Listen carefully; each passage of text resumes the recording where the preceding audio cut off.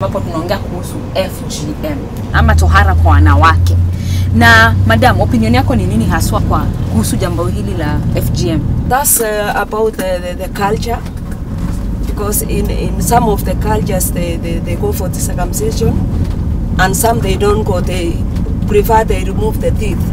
But I believe that the circumcision had a reason and the purpose.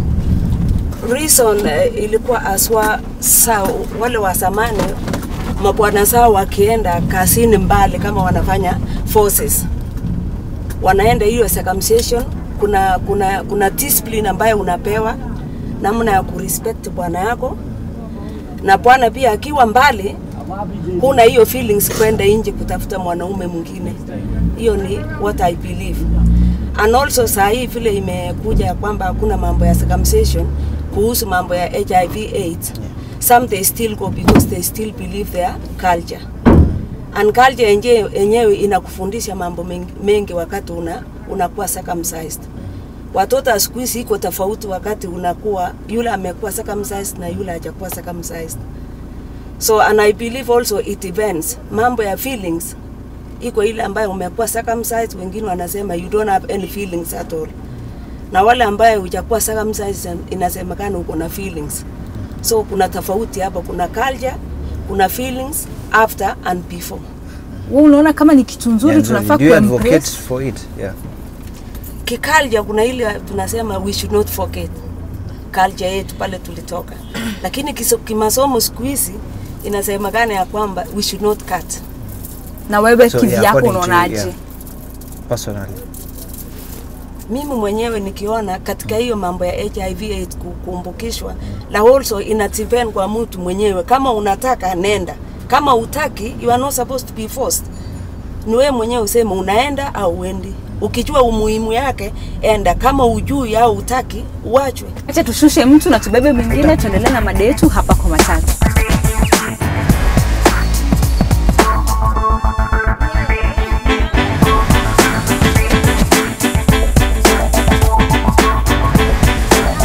Madam, opinion yako ni nini haswa kwa kuhusu jambo hili la FGM? To my opinion, sioni kama it's a good thing to be done, because for myself I witnessed a lady who has been circumcised, then she gets married. When she goes with the husband, there's nowhere she can go in, so they have to go back to the hospital to make a way. Sioni ikiwa sawa tena vile anasema ati mtu hatakuwa na feeling, so like kama your husband ame travel, utakuwa na feeling, so you can't go to any other man. How about that man? Kwa hivyo it's kind of ina discriminate wanawake. If a lady is circumcised and okay, there's a group of ladies who are circumcised and others who are not circumcised. Okay, in that particular community they believe those who are circumcised are more superior than the uncircumcised ones, because they tend to believe if you have not gone through that pain, you have not attained that mature womanhood. Nikienda na mtu ametahiri na mwenye hajatahiri, you see different.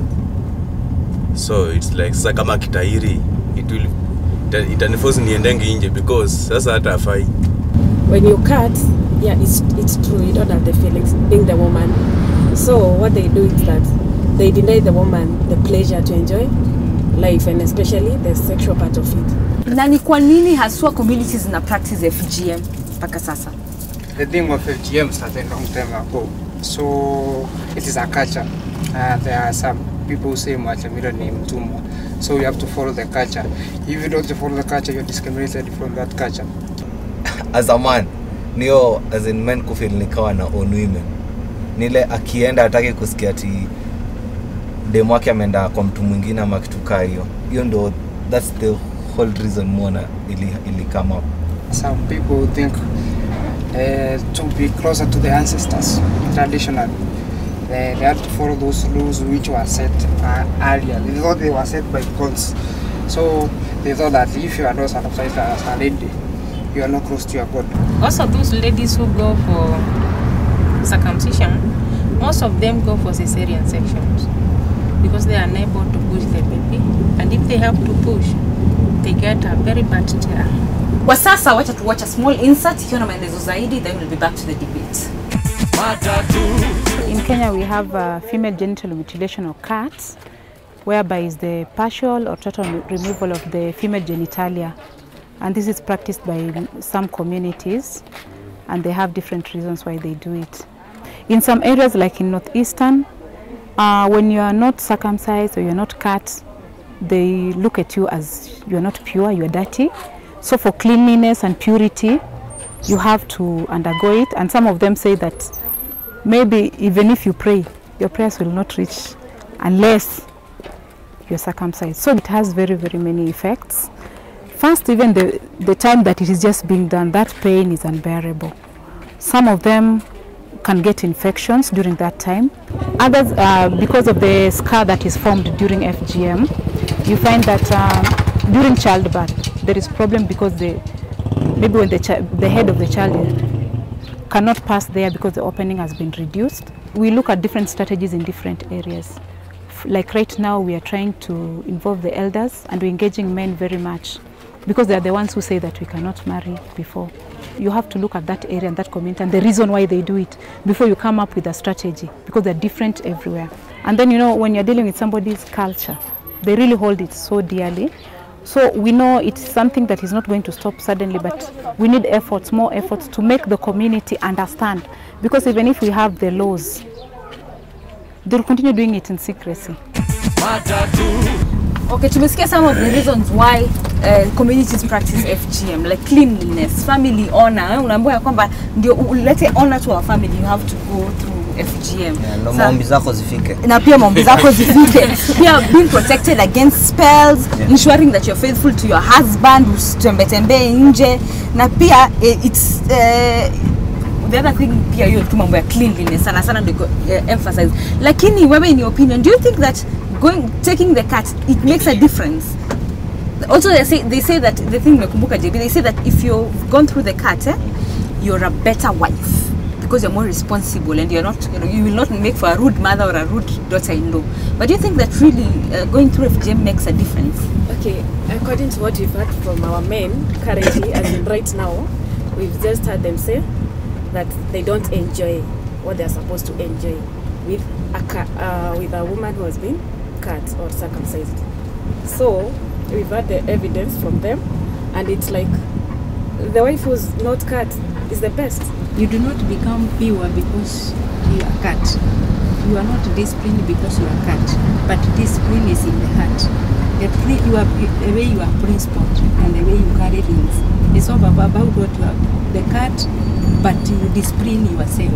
I think in those communities is the peer pressure which is there, because if you are born in that community and you are not cut, you'll be discriminated. Do you think kweli kuna hope of fully eradicating FGM? Ever? Around 20 years back, the thing was common and everybody thought it was just another normal thing. But now, it's slowly by slowly fading out. So education is not all about an NGO going down there or some guys from the ministry going there. Education is all about me and you. Those people are educated, we go down there, we mobilize our mothers, our fathers, we tell them this is not good. That is how we impact it. Biblically, wakifunza kibible, according to the Bible. Yeah? You know that's a sin. Hata Bible kuna mahali amesema ati mwanamke atahiri. I have never seen such a verse. Wakifunza kibible, waelimishwe, inaweza isha. In the meantime, what should be done to the people ambao bado wana insist on, you know, going through this practice? Inafaa watu washikwe, wanyoroshwe kabisa. That's the thing.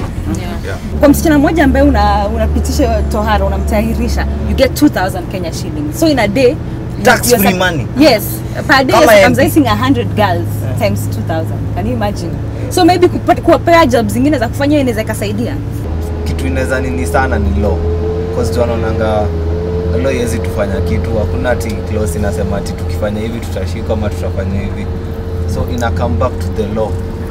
Wame clause that ukifanya hivi ni makosa. As in unakuwa tried ka criminal, because that's criminal anyway. Those who are involved in those things are the aged ones. Maybe they are looking for their daily earnings. We support them financially, like the nyumba la wazee there. we give them something to support them. Then we discourage them on doing that one. Yes. Okay, sasa JB, tumpate maoni ya watu hapa kwa Matatu. Kwa sasa, let's go to the street tupate maoni huko. Then we come back. Okay. Mademu wakikeketwa wenyewe si fiti. Inawadhuru kimaisha na wanaweza end up wakidedi. Sako mimi naomba wale watu wanafanya hii mambo waache kabisa. Hizo ni nini za kitambo, traditions za kitambo. Watu wanafaa kusahau na this is a new generation because by the end of the day it affects women in so many ways. Kwa sababu ya kacha bado inaendelea lakini haina maana kabisa kulingana na mahali ilianza. FGM haifai kukua cause madem wopitia pain mob sana. Siku hizi watu wamechange hizo nini? Siku hizi ni mambo western.